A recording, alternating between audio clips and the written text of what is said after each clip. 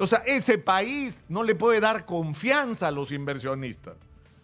Un país donde al hijo de la presidenta lo asaltan. Y la presidenta no puede cuidarse ni siquiera de unos manifestantes que evidentemente no la querían en un lugar hostil. Ni a la presidenta se puede cuidar. Yo creo que está claro para todos, bueno, no para todos, o para la inmensa mayoría de peruanos, que lo que ha fallado en el Perú todos estos años no son los ciudadanos, no son los emprendedores, no son los jóvenes, no son las mujeres. Lo que ha fallado es la clase dirigente, que se ha caracterizado, como recordaba esta mañana Manuel Rosas, por la ineficiencia y la corrupción. Si no somos hoy, pese al crecimiento económico que hemos tenido en las últimas décadas, otro país, es fundamentalmente por la responsabilidad de esta gente que se ha apropiado del ejercicio de la política y que nos ha puesto en la situación en la que estamos. Pero yo creo también que ha llegado el momento en que pongamos en el centro de la discusión, como hemos estado tratando de hacer desde acá, no solo la convicción compartida de quiénes son los responsables, sino que empecemos a buscar con seriedad, con responsabilidad, con perspectiva, la salida de largo plazo a esta situación. Y es por eso que en este contexto es tan importante discutir la necesidad de que el Perú tenga objetivos claros como país, que compartamos un sueño en común del país que queremos dejar para nuestros hijos y nuestros nietos dentro de 30 años. Y que a partir de este compromiso que supone no solamente el aporte de ideas, el aporte de análisis, de estudio, de investigación, de exploración de posibilidades y de potencialidades, sino supone el firme compromiso de no permitir que nos sigan robando en este país. Si no acabamos con la corrupción, cualquier esfuerzo que se haga terminará infructuosamente. Porque al final, en el momento que el cáncer de la corrupción se apodera, como ha ocurrido en el Perú, del ejercicio de la política, todo se corrompe. Las cosas no se hacen en función de que son necesarias, de que son parte de un proyecto nacional, no, se hacen en función de cuánto billete se puede levantar él o los funcionarios que intervienen en las decisiones, punto. Esa es la historia del Perú, por eso hay miles de millones de dólares de obras tiradas. Por eso hay la fila de expresidentes de la República haciendo cola para ir a la cárcel por ladrones, porque eso es lo que son. Entonces, lo importante en este momento es empezar a discutir qué diablos pretendemos hacer con nuestro país, partiendo de reconocer qué es lo que tenemos, porque felizmente no somos un páramo. Somos un país riquísimo y riquísimo en aquello que para nuestra suerte el mundo necesita. Miren ustedes, el año pasado, no tengo la cifra de diciembre, pero hasta noviembre habíamos exportado 58.172 millones de dólares. La mitad, no más de la mitad, el 62% aproximadamente de esas exportaciones millonarias provienen de la minería. Y la mitad de esas exportaciones mineras son de cobre. De ahí viene el oro y de ahí viene el refinado de cobre. Y el molibdeno, del que prácticamente no hablamos, y el plomo. Entiendo que ese es el orden, los especialistas me podrán corregir. Pero lo que está claro con esta cifra es que tenemos el mineral que el mundo necesita, que para nuestra suerte tiene unos precios extraordinarios en el mercado mundial que no van a durar eternamente. Este es el momento. Porque ese mineral enterrado, como se ha dicho hasta el cansancio, no vale nada. En la campaña electoral de 2021 se calculaba que las reservas probadas en el Perú podrían ser valorizadas en 600.000 millones de dólares. No es verdad. Es por lo menos el doble lo que tenemos en el Perú de mineral enterrado que podríamos sacar, porque está identificado y se sabe dónde está. Y lo que necesitamos es activar los mecanismos que nos permitan sacar ese mineral. Entonces ahí viene la discusión. Me van a disculpar, pero eso de la discusión que si la Constitución, la nueva Constitución, son cojudeces. Lo que hay que discutir es qué vamos a hacer con el Perú. Y en algún momento eso podrá tomar la forma de una nueva Constitución, lo que quieran, pero comencemos por discutir los problemas reales. Y uno de los principales es cómo diablos vamos a enfrentar el tema de que tenemos una extraordinaria riqueza minera que el mundo necesita, que somos multimillonarios y más que eso, si es que somos capaces de poner en valor ese mineral, para lo cual hay que sacarlo. Entonces, ¿qué necesitamos? Necesitamos la inversión internacional. Necesitamos a las grandes corporaciones. Hasta Haya de la Torre, cuando escribió El antiimperialismo de Lapra, se dio cuenta de esto, que había que negociar con esta gente en los mejores términos posibles para el país, para el progreso del país, aprovechando que tienen dos cosas, dinero y tecnología. Y traer ese dinero y esa tecnología, pero para eso es evidente que hay que darles confianza.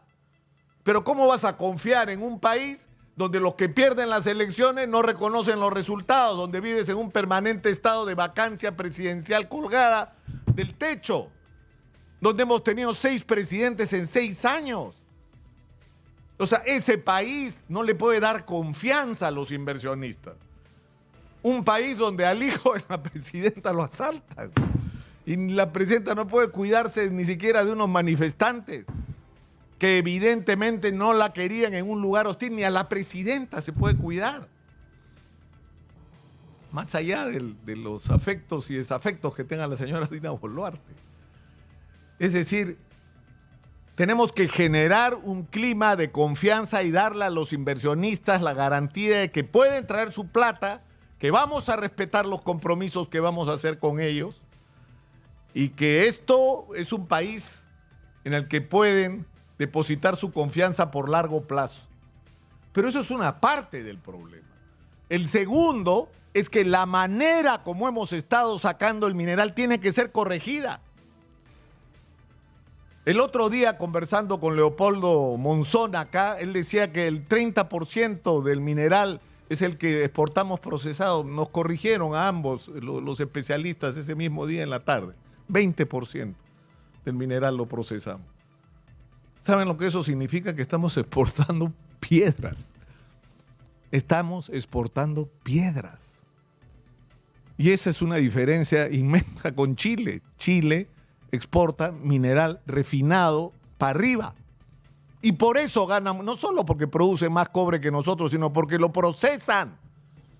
Entonces, el segundo componente, es decir, no se trata solo de confianza, sino se trata de tener una estrategia de desarrollo como país que incluya el proceso de industrialización. Porque si nosotros, que tenemos ahora el puerto de Chancay, que es la entrada al mercado del Pacífico, tenemos no solo mineral, sino tenemos refinería no de petróleo. Nos hemos gastado 6.500 millones de dólares en una refinería de petróleo y no tenemos petróleo. Y no hemos hecho refinerías como deberíamos haberle hecho de cobre y de todos los otros minerales que nos sobran. Es ridículo. Lo que deberíamos haber hecho en el Perú en los últimos años es por lo menos 3 grandes mega refinerías, por lo menos 3, que reemplacen lo que en algún momento fue la Oroya.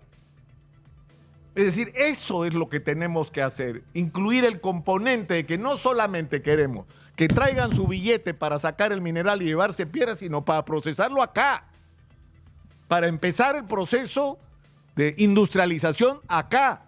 ¿Y ustedes creen que no les va a convenir eso a los inversionistas? Por supuesto que sí, pero esto tiene que ir ligado a la confianza. Y un tercer problema, como diría Jorge González Izquierdo, que le gusta el 1, 2, 3, bueno, el 3, es que hay que resolver los problemas sociales en las zonas de las comunidades. Y acá partimos de que tenemos un problema de origen, que es el sistema del otorgamiento de concesiones, que estuvo mal, pero ya está.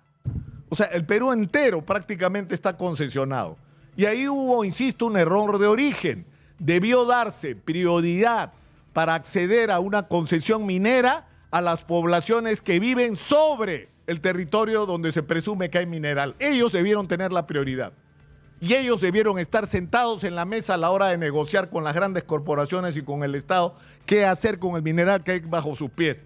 Y que no estén como invitados cuando los invitan, como ha sido lamentablemente la historia de las últimas décadas. Eso es algo que hay que corregir. Y corregirlo de alguna manera. Es decir, ya no puedes revertir concesiones que entregaste, pero lo que sí puedes hacer es convertir a los comuneros, a la gente que vive sobre el territorio que es riquísimo en mineral, en socios del negocio, en que sean parte del negocio, en que estén comprometidos con los beneficios del negocio, y eso va a producir comuneros millonarios. Bienvenidos los comuneros millonarios y que se conviertan cada uno de ellos en empresarios o en conductores de emprendimientos exitosos. Por supuesto que sí. Pero esto va a suponer un asunto que probablemente a algunos les saque roncha. Hay que descriminalizar el tema social de la minería. Y para eso hay que acabar con los juicios y sacar de la cárcel a quienes han cometido el pecado de dirigir las protestas de las comunidades porque consideran que no han recibido los beneficios. Y por supuesto, hasta donde sé, no hay nadie procesado por la cantidad impresionante de muertos que ha habido en esas protestas.